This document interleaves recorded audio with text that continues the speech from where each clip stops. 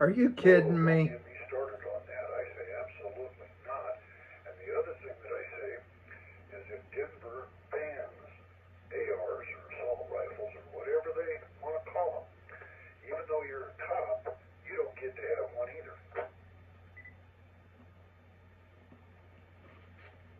Well, you and I are in agreement. Hudson, you have thoughts, opinions? All right, well, so to item 1, Joe user can get a 3-round burst AR. They just have to apply for their license with the government. So that's where I'll stand on that one. And on item 2, I would say that it is necessary for law enforcement to be able to combat the threat.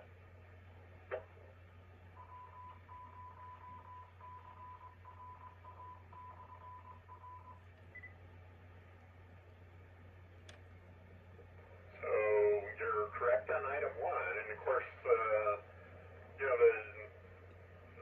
media doesn't tell you that, but you're absolutely correct that you can apply for your, what is it, Class 4 or Class 5, I forget which it is, but you can purchase as a private citizen, you can purchase fully automatic weapons.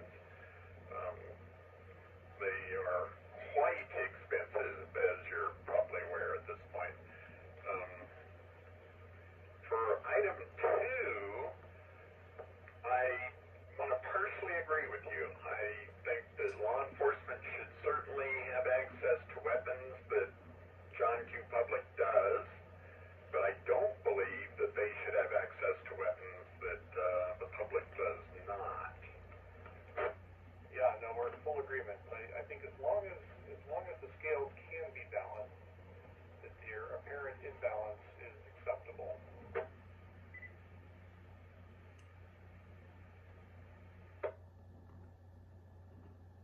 So law enforcement does not get a bazooka. Which, along those lines, kind of rubs me the wrong way as well, allowing law enforcement access to, you keep hearing, the media talk about ARs being military weapons. Clearly that's not the case, but allowing law enforcement access to surplus military equipment, I struggle with as well.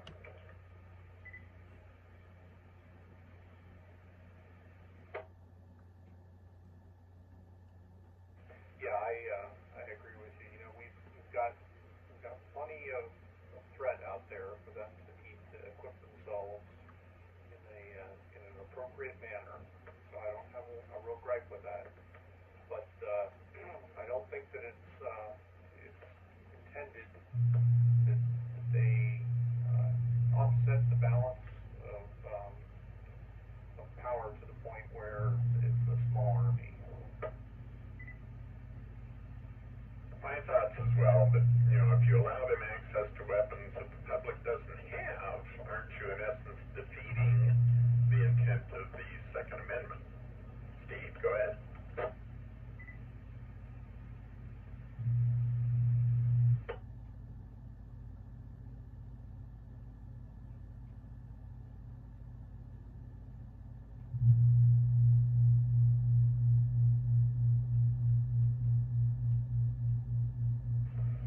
I wonder if Steve has abandoned us.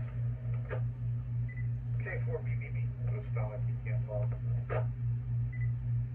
BBB, go ahead. Yeah, I have a little bit of a different take on all this. I've been listening for a few minutes. Of course, I've been busy with other stuff too, but this all boils down to accepting responsibility. Okay, if you're an unarmed citizen and somebody breaks into your house and means to do you harm, what is your first action going to be? If you have access to some kind of communications device.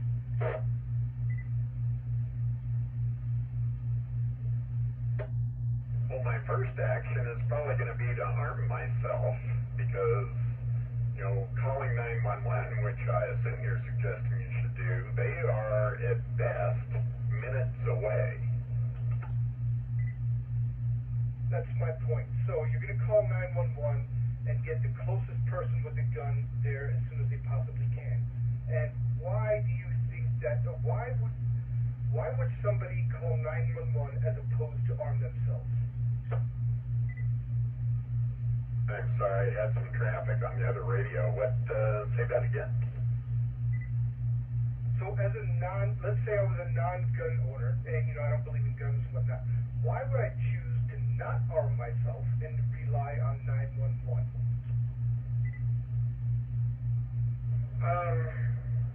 Well, I'll offer, and of course I am pro Second Amendment and such, but I would offer there are a lot of people that, regardless of how they feel about gun ownership, whether citizens should have guns or not, guns scare them personally, and having guns in the home scares them, and so they might be less inclined to actually own firearms and instead rely upon the protections of law enforcement. That's part of it. The bottom line, the root cause, so to speak, is because they don't want to have to accept the responsibility of protecting themselves, and they want to farm it out to somebody else. And that is the root base of the Second Amendment debate. Farm it out or do it yourself. And people that don't want to do it themselves don't think anybody else should either. I'm back. I had to take a phone call. And 1FC for ID with the bell. You need to prioritize, Steve. We got a good debate, or you have to take a phone call. Go ahead. Oh, it was work. It's, money in my pocket if I didn't take that call. Like we were talking about, debating whatever, I don't think that cops should have more gun than I'm allowed. I don't think they should be able to have them if they live in a city that bans them. If I gotta obey the law, so do the cops. The people that don't want to have a gun, nobody's making them own it. That's a choice. It's my choice to own one. If it's your choice not to, that's fine. That's what makes the world go around. Yeah, and I was going to mention, you suggested that the Second Amendment was so that they could protect themselves in their home. I would submit that was not the original intent of the Second Amendment. The Second Amendment was to allow them to protect themselves from their government. Bingo. And they're just trying to throw out the Second Amendment totally. Now, I don't mind if they have laws that say if you don't store your gun properly and your kid flings the gun and shoots your wife, that maybe you should be charged for not storing it properly. But like in my case, putting a gun lock on a gun is stupid. There's nobody around here that doesn't know anything about guns. Yeah, I'm going to agree with you on the, another family member finds it and inadvertently injures someone, that the gun owner should perhaps be charged there. If someone breaks into your home and steals your unlocked or unsecured weapon, I do not believe a person should be charged for that. I would submit if that weapon is in their home, it is secured.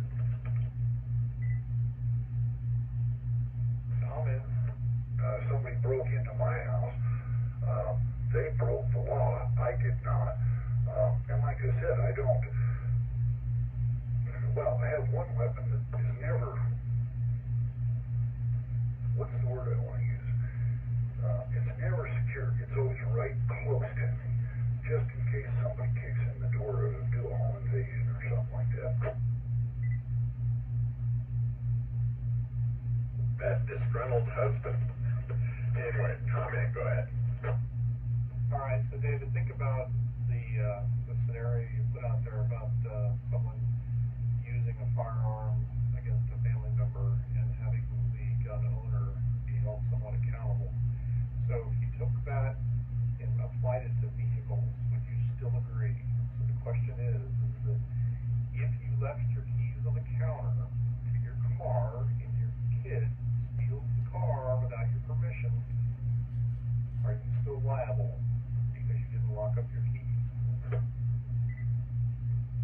sir, that is an excellent point, and I think I'm going to rescind my previous position. Yeah, that's the trick with responsibility, right? So if you hold the individual committing the crime responsible, I think you're relatively clean. But when you start having incidental responsibility when the other person has acted without your approval, then I think you've got a real issue on your hands.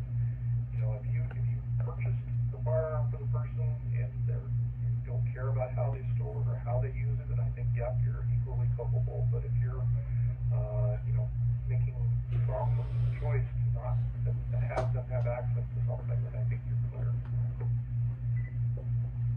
So I think I was as I was thinking my way through that scenario, I was thinking the young kid, and I think I just heard a recent case where an extremely young child, I want to say less than 5, got a hold of a firearm and ended up killing their mother. I mean, just like any other scenario where you've left something where the kid can get into and potentially endanger themselves. So I absolutely get your point about the car keys, and it's valid, I think, for perhaps an older child, one that knows the difference between right and wrong, but for a young child, I think I might still support negligence on the part of the parents. What are your thoughts? Okay, Zero FAN, back to you. So I think we need to loop this back to what Marcus was saying there, is that there's a deficit of responsibility, right? And there's not a clear dividing line as to when someone becomes responsible for their actions and when they don't. And I think that we ought to equalize all ages of consent, if you will, across all of our laws, and start there. And as I mentioned a couple weeks ago, I